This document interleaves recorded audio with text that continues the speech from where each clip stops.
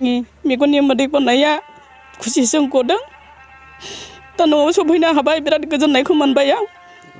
म्यानमाराव थाबोनाय बारग' एनडिबि केडार एलसन बसुमतारी उरुफे बि अनसायलाङा गावनि आंगो न' फारसे फैफिननायखौ जोबोद गोजोननाय फोरमायदों बिमा बिफा आरो न'खरनि सोद्रोमाफोरा। चिरां जिल्लानि रुनिखाता पुलिस थानानि सिङाव थानाय लाइमुथि निज्रागुरि गामिनि थागिबि निफन बसुमतारी आरो साल'नि बसुमतारीया हामलायथि बावदों।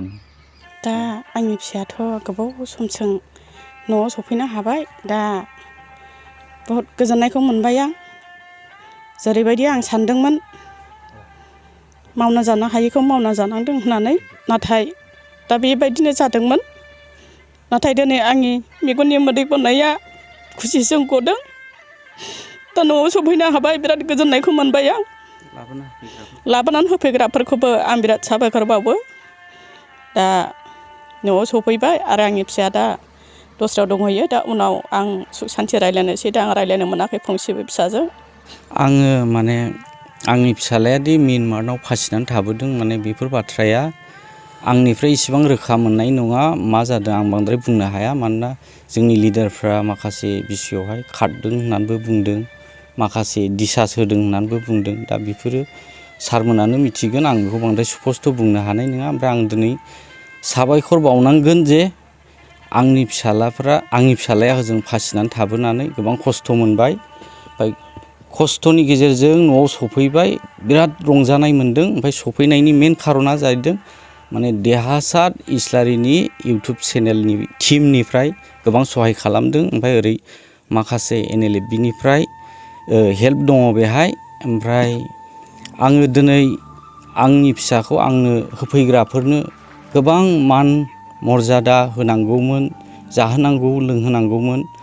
नाथाय आङो गासै बिथिङाव गोग्लैसोखानाय, आन्दलनाव गोग्लैसोखानाय हिसाबै आं मोजां रोखोम जाहोनो लोंहोनो हायाखिसै, उन्दुनो होनो हायाखिसै, जोथोन लानो हायाखिसै।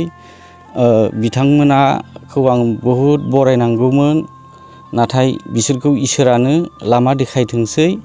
ओमफ्राय आङो जेबो होनो हानाय नङा बिथांमोननो, मानोना आं गासै बिथिङाव गोग्लैसोखानाय आरो रंजानाय मोनदों, बहुद खुसि मोनदों। दा आंनि फिसाखौ थैनायनिफ्राय आं थांखांफिननाय बायदि मोननानै लादों आरो। बेसे गोबावनि उनाव सफैदों? बियो 8 बोसोरनि उनाव सफैदों। औ, NDFB-मोन। जे NDFB-नि माखासे एक्स NDFB रिहेबिलिटेसन जे बिटिआर सुक्तिनि उनावहाय NDFB-फ्रा जे दा नोंथांनि फिसालाया जे मोननांगौ मारैहाय बेबस्था? मा आपिल खालामनो सानो? बेखौथ' आंनि फिसालाया गोबाव सम हारिनि मावहैबाय, नाथाय दासिमाव रिहेबिलिटेसन आं मोनाखै, नामबो नुवाखै। ओमफ्राय जोंनि लिडारफ्रा लिस्ट बिहरबाय थादों। आं बियाखैमोन रिहेबिलिटेसन नांगौ होननानै। आं फिसालाखौ मारै मोनफिनगोन बेखौसो रायज्लायनो थाङोमोन। नाथाय गावसोरनो लेखा लाबो होननायाव आं खेबब्रै लेखाखौ होनाय जादों सार फेरेंग्रानो। आंनि आखाइजों खेबथाम, फंबायनि आखाइजों खेबसे, नाथाय मोनाखै।